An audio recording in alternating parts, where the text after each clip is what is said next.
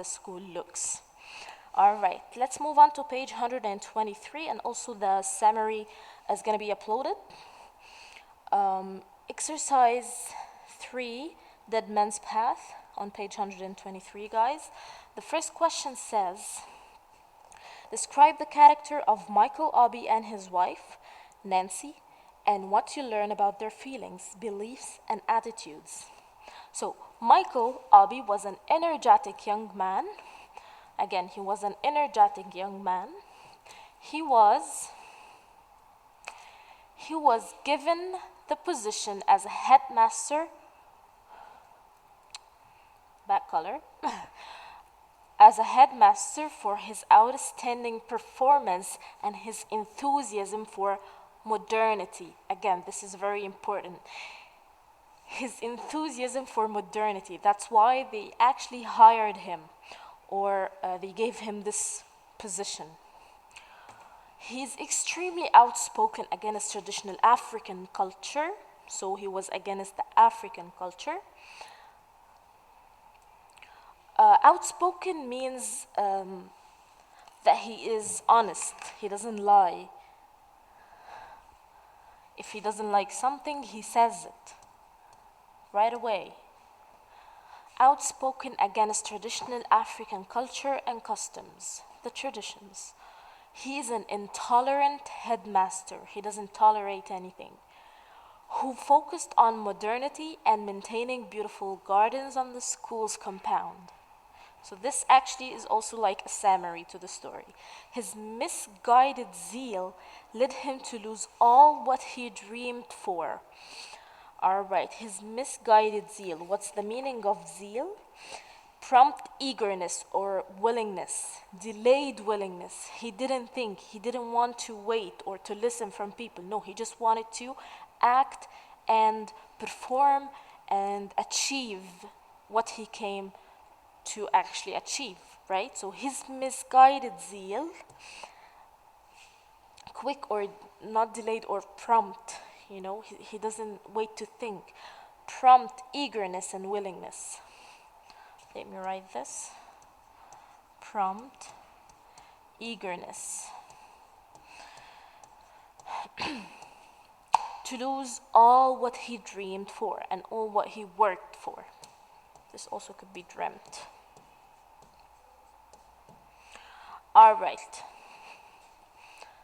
This is about Michael. What about his wife? Still we're in the first question. Nancy Obi was infected by Michael's attitude. So that was his attitude, prompt person, zealous person. So that was the case with Nancy as well. She was affected by her husband's attitude. She was fascinated by making the unprogressive school a place of beauty. Unprogressive means that the school was not going anywhere. There was no progression in that school. And she was fascinated by making it a place of beauty, by taking care of the gardens, as we mentioned. She's also a proponent of modernity and shared many of her eager husband's views.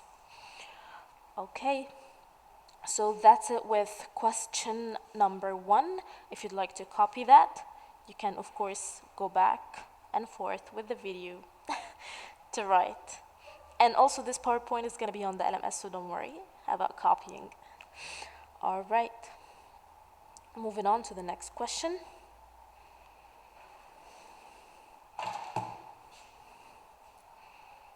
And by the way, proponent means she's also a proponent of modernity. Let me write it down. A proponent is like a person who advocates, who stands for. Person who advocates or stands for something. Or advocates. This is all for proponent. Advocates a theory or an idea. So she was a proponent, she was a person who advocates modernity. Number 2, explain why Michael is so angry that the villagers are using the old path through the school grounds.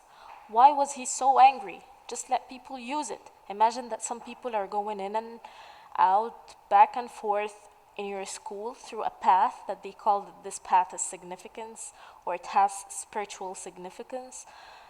What would you do? All right, he was given the task to make the school a place of beauty, and the villagers kept on breaking the school's regulations. So that's why he's kind of right. Or what do you think? Think about it. Do you think he was right to do that, or he was not right? So, because he was given the task, that's why he kept getting angry and offended. Why do these people do that?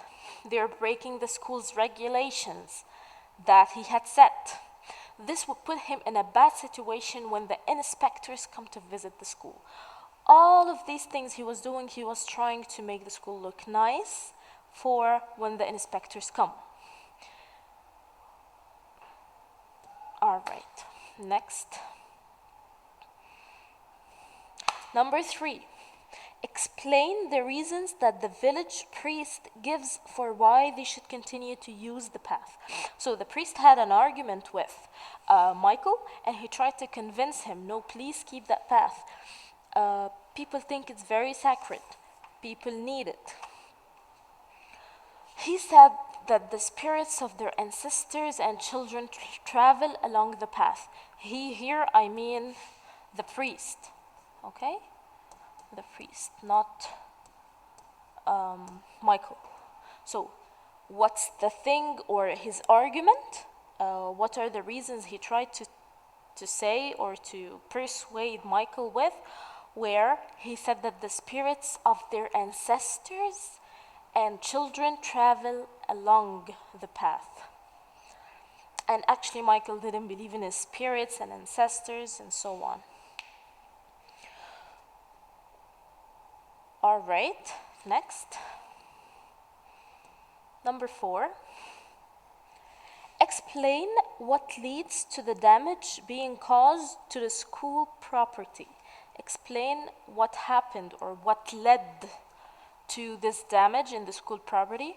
A young lady died in a childbirth, and the villagers thought that the ancestors were angry. So I actually misused the word when I was explaining, and I said God, but they actually, as I mentioned before, they don't believe in any of the 3 divine or sacred religions that God told us about, which are Islam, Christianity, and Judaism. So they kind of don't believe in God. They believe in their ancestors more. So they thought that the ancestors were angry because of the fence. The diviner said that the villagers need to make a sacrifice. And they destroyed the school as their sacrifice. All right. And here, diviner, we also didn't use God. This is something like God to them. All right. So, like a God-like figure. Let's call it that way. God-like figure.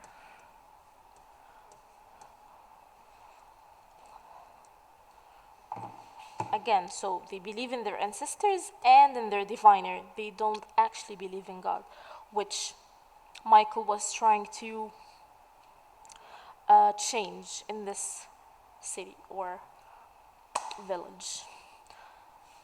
So, number 5 is actually an opinion. So, there isn't a model answer for that. It's your own opinions. Give your opinion as to whether Michael Obi was right to behave in this way he did, or whether he should have respected the ancient beliefs of the village people. What do you think? Was he supposed to do that? Was he supposed to disrespect all of their beliefs and destroy their spiritual significance, their path, and prevent them from walking through it? Do you think he was right? He was wrong? He was partially wrong and partially right, maybe? Think and write your answers. and we'll discuss this together in our live session, of course. Thank you. That's it for today's lesson. Goodbye.